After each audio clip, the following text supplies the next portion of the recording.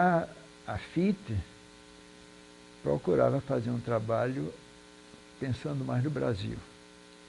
Então ele foi estimulando a criação de sindicatos de professores no Rio Grande do Sul, tinha no Maranhão, e tinha em Pernambuco, tinha no Espírito Santo, Bahia não tinha. Algumas capitais eram filiados à FIT. E eu então procurei a ajuda deles, disse assim, ótimo, vamos ver lá, a gente cava tudo no Ministério, a gente acompanha aqui. Disse, ótimo, já tem uma cobertura aqui no Rio, o Ministério ainda não tinha ido para Brasília, já era 62, Brasília foi em 60, mas ela foi levando aos poucos os ministérios. E aí então a gente procurou ver o que havia de falha no processo. Estabeleci amizade com funcionários do Ministério do Trabalho aqui, da Superintendência, que depois se transformou em Delegacia do Trabalho. E um fator que também ajudou, juntamente com o concurso do Banco do Brasil, eu fiz um concurso para inspetor do trabalho e fui aprovado. Não cheguei a ser nomeado. Aliás, eu soube que eu fui depois nomeado, porque o Banco do Brasil me convocou logo e o Ministério do Trabalho, a perspectiva de carreira e também a possibilidade de autossustento no Banco do Brasil era melhor. Só tinha receio que o Banco do Brasil mandasse tomar posse no interior. Mas no Banco do Brasil só existia uma agência, que era a do comércio, que era a Agência Salvador. E iam criar a agência Cidade Alta, que foi a segunda agência pensada em Salvador. A agência do comércio foi a sexta agência do Banco do Brasil no Brasil. Foi a sexta agência. Foi antes de São Paulo. Por que eu não sei. Onde ela funcionava? Funcionava no comércio, num prédio onde funcionou muito tempo o HSBC, e hoje eu não sei o que é que está funcionando lá.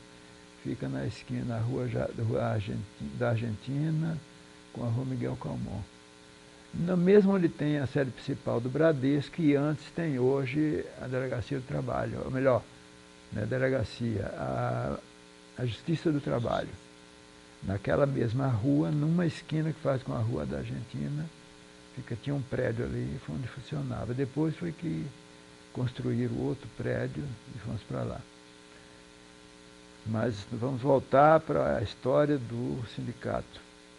Então fiz contato com a delegacia, verificamos o processo e Jair aceitou toda a colaboração. E aí ele convocou a assembleia, os professores foram lá e deram nova autorização para organizar o sindicato.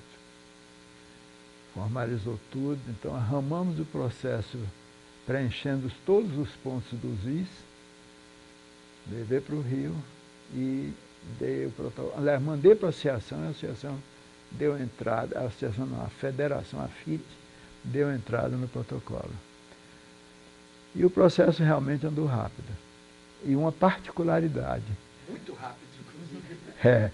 E uma particularidade, quer dizer, muito rápido a partir da regularização, né? Não, agora, essa parte final. Essa parte final porque contou com o apoio lá e a FIT tinha muito apoio lá dentro. Eles tinham como um assessor da FIT, um representante da FIT para muitos trabalhos contratado, um cara que era funcionário do Ministério. Ele podia, como emprego particular dele, ele dava uma ajuda muito, assessorava a FIT muita coisa. Lembra o nome? Não. Ele era um funcionário contratado, quer dizer, era assessor da FIT e tinha um trabalho, acho que era assessor também no Ministério. Agora, eu lembro o nome do ministro da ocasião, que era Almino Afonso. Era um nome mais comprido, mas era conhecido politicamente como Almino Afonso e foi cassado logo depois do golpe militar. O Almino Afonso viajava, os ministros nessa época viajavam muito para Brasília e Rio, porque o Ministério estava quebrado, parte já estava lá e parte ainda estava no Rio, todos os ministérios. E ele tinha feito uma viagem, acho que para São Paulo, retornou no sábado de tarde. Eu tinha ido ao Rio nessa época, ver um outro problema, e resolvi me aconselhar, a FIT me aconselhou que ficasse até segunda-feira, que talvez eu tivesse uma surpresa. Eles prepararam dentro do Ministério todo o processo, como diz o juiz, concluso já para despacho, e levaram na casa de Almino Afonso, que ele chegou no sábado de tarde de uma viagem, na segunda-feira, de manhã cedo, ele ia viajar para Brasília. Então ele despachou na casa dele, com data de segunda-feira, 4 de março de 1963. Mas, na verdade, foi no dia 2 que ele assinou em casa, com data de 4, que seria a segunda-feira. E eu fui na segunda-feira pela manhã, eu passei lá na FIT, disse, Ponta, você está levando a carta sindical. Mostrou o envelope. Imagina a alegria, né? E eu já estava com o voo marcado para tarde ou à noite. Aí eu saí com a carta sindical. Não, o voo era de tarde. Saí de lá, almocei e fui para o aeroporto. No Rio só existia o aeroporto de Santos Dumont. O outro ainda não existia. A viagem levava 4 horas. Avião de 1 ou de 2 horas. A gente se arriscava como que, mas fazia. A gente só tinha uma alegria, não, uma esperança. É que como o voo não era muito alto, a queda era menor. Mas qual é? A companhia tinha um outro nome. Tinha Pané, tinha Transbrasil. A Varig foi criada nesse meio de caminho. Cruzeiro do Sul, era Cruzeiro do Sul, Pané.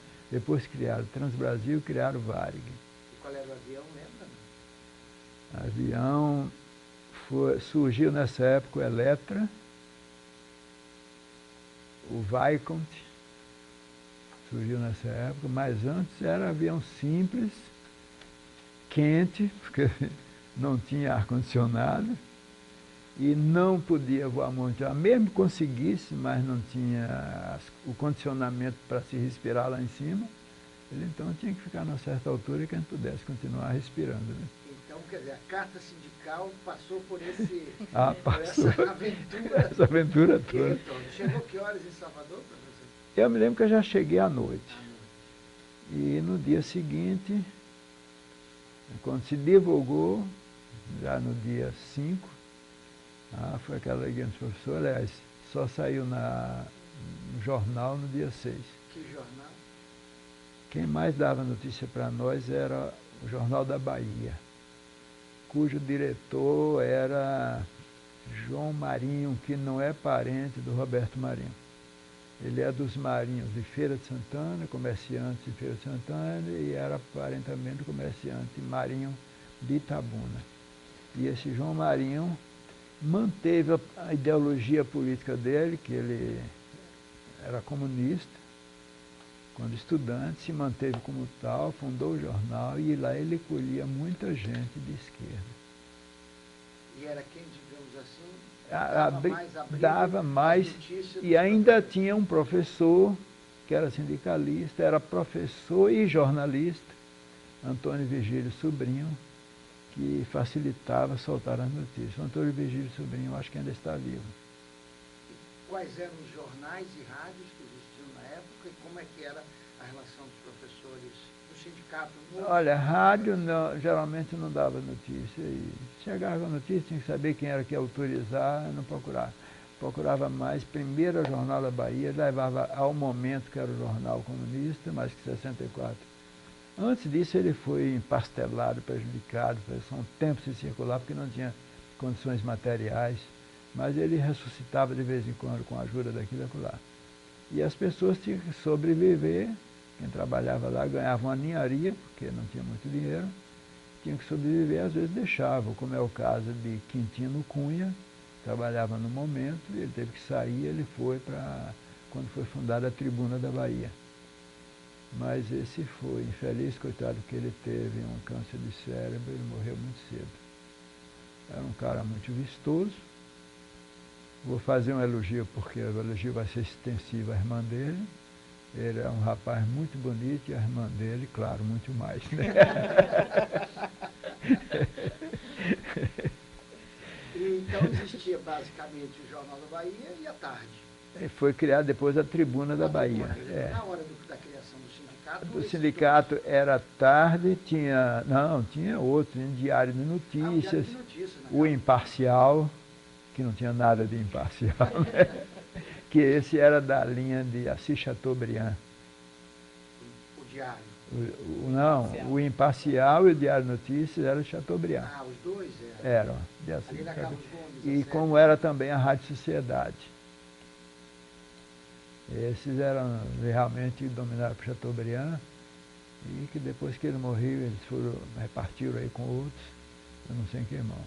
Então, na verdade, a notícia saiu só no Jornal da Bahia? Não, nessa época eu consegui sair na tarde, e na tarde, interessante, de vez em quando o Osmar ajudava a soltar a notícia, né? Mas o Osmar sempre foi aquele cara assim, doidivana, que fazia, isso aqui, vamos fazer isso, mas não fazia, prometia, do que ele prometia nada fazia. Eu tive a oportunidade de ser amigo dele antes da fundação do sindicato, ele já era da associação, continuou no sindicato, e ele sempre fazia de conta que estava dando apoio, prometia qualquer coisa no jornal à tarde. A única coisa que ele disse que eu consegui no jornal à tarde, que não foi grande coisa, mas foi significativo porque mereceu uma notícia. Foi quando o sindicato foi criado, coincidiu que o jornal à tarde fazia 50 anos. O jornal está fazendo agora 100 anos, você sabe disso, né?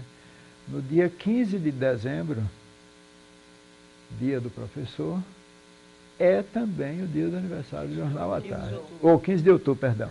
15 de outubro é também o dia do Jornal à Tarde. E eles fizeram uma sessão especial no Clube dos Fantoches. Aquele clube para reuniões era muito bom, com um jantar, etc.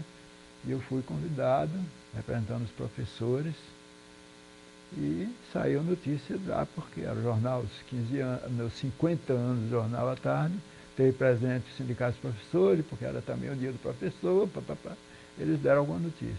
Quer dizer, que era o ano da instalação do sindicato. Da criação do sindicato, 63. O sindicato foi em 4 de março, a carta sindical.